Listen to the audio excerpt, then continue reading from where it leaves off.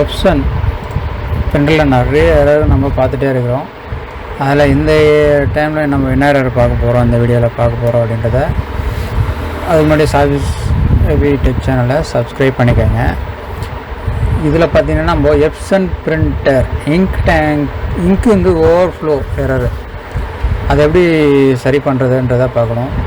இந்த ink tank இந்த பிரிண்டர்லன்னு பார்த்தீங்கன்னா எல்லா பிரிண்டர்லேயுமே பார்த்தீங்கன்னா இங்க்கு வந்து ஓவர்ஃப்ளோ எரர் எல்லாத்துலேயுமே வரும். அது எப்சனில் வந்துருக்கிற ப்ராப்ளத்தை நம்ம எப்படி ரெக்டிஃபை பண்ணுறதுன்றதை இந்த வீடியோவில் பார்க்கலாம். அதாவது எப்சனில் அந்த இங்க்கு வந்து பார்த்திங்கன்னா நம்ம ஃபில் பண்ணுற இங்க்கு ஹெட்டு பிரிண்ட் ஆகி பேலன்ஸ் வந்து நம்ம ஹெட் க்ளீனிங் பண்ணுறதோ இங்க் சார்ஜிங் பண்ணுற மூலமாக நம்மளுக்கு இந்த இங்க்கு வந்து வெளியில் வேஸ்ட் பேடுக்கு போகும்.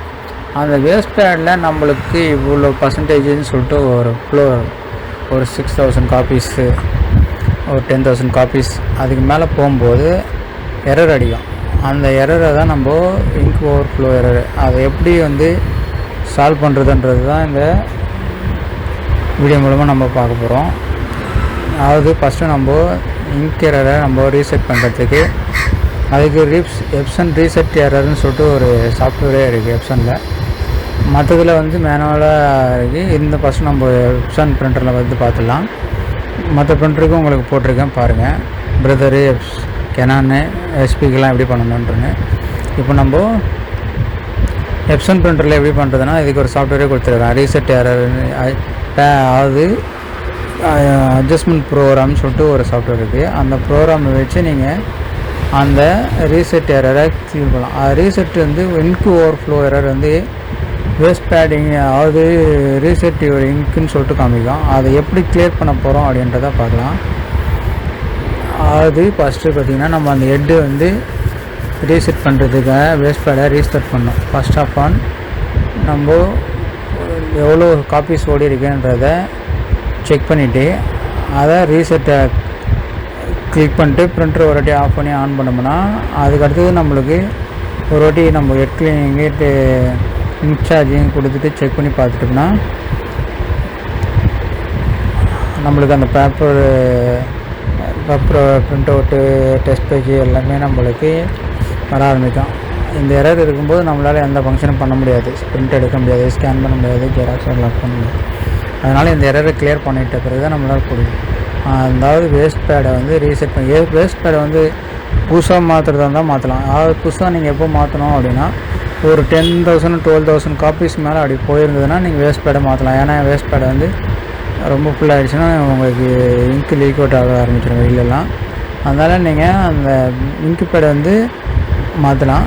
இங்க்கு பேடை வந்து மாற்றாமன்னா நம்ம ஃபஸ்ட்டு வந்து இப்போ இந்த எரரை கிளியர் பண்ணிட்டு நாசில் செக் எடுத்து பார்த்தோம்னா நாசில் செக்கில் நம்மளுக்கு எவ்வளோ காப்பீஸ் போயிருக்குன்றதை பார்த்துட்டு அதுக்கப்புறமா நம்ம ரீசெட் பண்ணிட்டு இங்க்கு பேடு மாற்றலாமா வேணாமான்றது ரீசெட் பண்ணிடலாம். சில அப்படி இல்லைன்னா நம்ம வேஸ்ட் பேடை வெளியில் எடுத்து பார்த்தோம்னா வேஸ்ட் பேட் ரொம்ப ஓவராக லோவாக இருக்குது அப்படின்னாலும் மாற்றிக்கலாம். இந்த 2 ஆப்ஷனில் பார்த்துலாம்.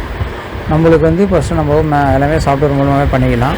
சாஃப்ட்வேர் மூலமாக நம்ம டெஸ்ட் பண்ணி பார்த்துட்டாலே நம்மளுக்கு எவ்வளோ காப்பீஸ் ஓடி இருக்குது, நம்ம மாற்றலாமா வேணாமான்றது டிசைட் பண்ணிக்கிட்டு அதுக்கேற்ற மாதிரி நம்ம பண்ணிக்கலாம். இப்போ பார்த்திங்கன்னா நம்ம ஃபஸ்ட்டு கிளியர் பண்ணிவிட்டு ஹெட் க்ளீனிங் போயிட்டு பண்ணிகிட்ருக்கோம். ஹெட் க்ளீனிங் முடிஞ்ச உடனே நம்ம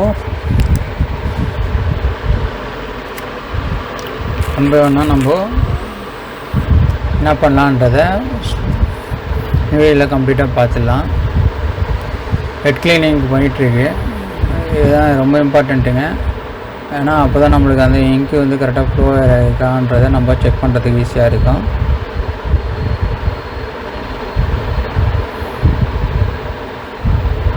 ஸோ 70% முடிஞ்சிருக்கு, இன்னும் ஒரு 30% தாங்க.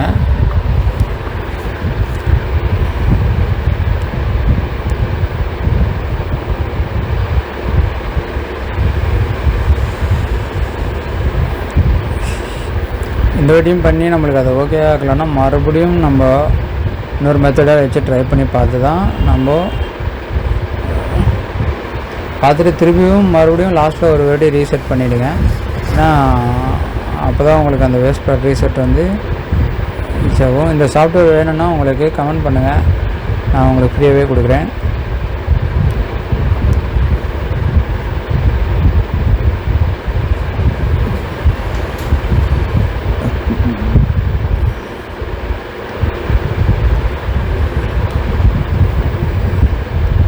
மறுபடியும் ஒரு ஹெட் க்ளீனிங் கொடுத்து செக் பண்ணி பார்த்துடலாங்க.